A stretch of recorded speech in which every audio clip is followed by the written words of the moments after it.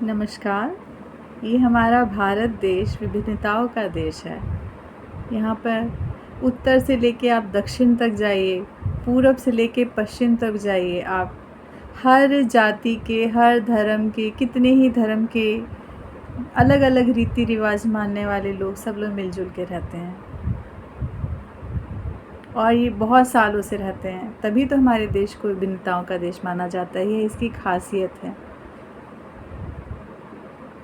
हिंदू, मुस्लिम, सिख, ईसाई, बौद्ध, अलग अलग धर्मों के लोग सब लोग मिलजुल करके एक साथ रहते हैं, एक दूसरे के रीति रिवाज को एंजॉय करते हैं, मनाते हैं, एक दूसरे के यहाँ उनके त्योहारों पे मिलने जाते हैं। लेकिन कुछ समय से आप खुद देख रहे होंगे माहौल कितनी तेज़ी से बदल रहा है। आजकल हिंदू मुस्लिम बहुत ज़्यादा हो रहा है।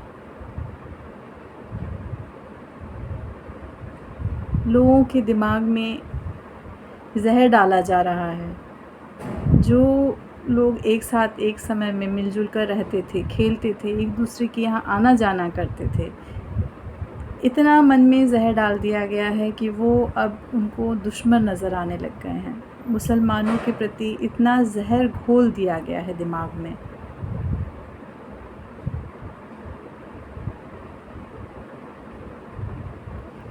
कुछ नेताओं के प्रभाव में आकर के नेताओं को सिर्फ दंगे कराने में मतलब होता है। बेरोज़गार नौजवान हैं, जहां उनको देश की तरक्की में भागीदार होना चाहिए था, हमारे भारत देश की तरक्की होनी चाहिए थी, उनका उसमें योगदान होना चाहिए था। योगदान वह कहाँ दे रहे हैं? वो आपस में दंगे कराने में, एक दूसरे के घर जलाने में, गाड़ियाँ जलाने में, मतलब एकदम बुरी तरीके से माहौल ख़राब करते जा रहे हैं। ये नए नौजवान की उपज नहीं है। जो बड़े बड़े नेता हैं, अपना मकसद पूरा करने के लिए इन नौजवानों को प्रभावित करते हैं। थोड़े से पैसों के लालच में आकर के ये आपस में हिंदू मुस्लिम के नाम पे लड़ाई करते हैं। किस हद तक सही है ये? आप उन व्यक्तियों के साथ लड़ाई कर रहे हो जिनके साथ पत्नी दोनों तक साथ में रहते थे, एक साथ स्कूलों में पढ़ते थे, खेलने जाते थे, एक दूसरे के घर में, एक दूसरे के त्योहारों में आप जाते थे, ईद में एक दूसरे उनके यहाँ जाया करते थे। मुसलमान हमारे दुश्मन तो नहीं हैं, और मुसलमान आज के आए हुए भी नहीं हैं, बहुत हज़ारों सालों से रह रहे हैं। इतने सालों से सब लोग इतने मिलजुल के रह रहे थे, अचानक से ये मन में इतना द्वेष कहाँ से आ गया? कुछ सालों से ये द्वेष आया है। पहले भी होते थे थोड़े बहुत दंगे फसाद, लेकिन इस हद तक लोगों के मन में जहर नहीं घुला होता था। मानसिकता एकदम ही ख़राब हो गई है। मुसलमान को तो एकदम दुश्मन की नज़र से देखा जा रहा है।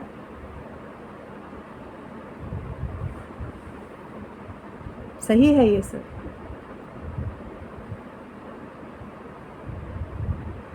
लोगों को जागरूक होना पड़ेगा, नए नौजवानों को जागरूक होना पड़ेगा। देखिए, जो बड़े बड़े नेता होते हैं, उनके बच्चे कहाँ पढ़ते हैं? विदेशों में जा कर के अंग्रेज़ी की बड़ी बड़ी डिग्रियां लेते हैं, फ़ॉरेन में जाके पढ़ते हैं। और यहाँ के बेरोज़गार युवक क्या कर रहे हैं? कभी भी दंगे फसाद होते हैं तो बड़े नेता तो कभी नहीं मारे जाते हैं, ऐसे ही आम व्यक्ति मारे जाते हैं। भीड़ किनकी होती है? भीड़ कौन इकट्ठा करता है? पैसों के लालच में आकर के गरीब लोग इकट्ठी भीड़ कर देते हैं, उनके इशारों पे चलते हैं, भूल जाते हैं कि जिनके साथ वो लड़ रहे हैं एक समय में वो उनके मित्र हुआ करते थे। आपस में मन में ये द्वेष हटा दीजिए, लोगों के बहकावे में ना आए। ये हमारा पूरा देश विभिन्नताओं का देश इसीलिए कहा जाता है क्योंकि यहाँ पे सभी धर्मों के लोग मिलजुल के रहते हैं। कोई धर्म बड़ा नहीं, कोई छोटा नहीं, सबके अपने अपने भगवान हैं। आप उनको पूजना चाहते तो पूजें, नहीं तो कम से कम एक दूसरे की रिस्पेक्ट तो दे सकते हैं आप।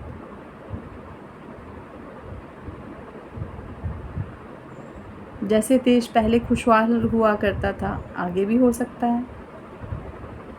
लोगों को सोचना पड़ेगा इस ओर कि कभी कोई उनको भड़काने के लिए आता है तो अपने मन उनको उनसे प्रभावित ना हो। ऐसे लोगों से वो समाज का अच्छा नहीं चाहते। ऐसे लोग आपका बुरा चाहते हैं।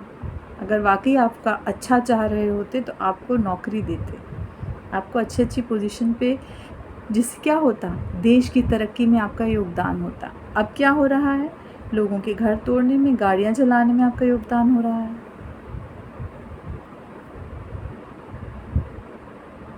सही दिशा को पहचाने,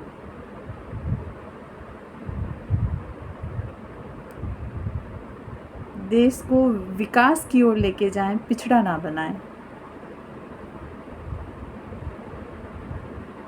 आप सभी से मेरी प्रार्थना है, हिंदू मुसलमान के नाम पे आपस में ना लड़ाई झगड़ा करें, ना दंगे करें, किसी के प्रभाव में ना आए। हिंदू भी हमारे दोस्त हैं, मुसलमान भी हमारे दोस्त हैं। सभी धर्म आपस में अगर मिलजुल करके रहें जैसे पहले रहते थे।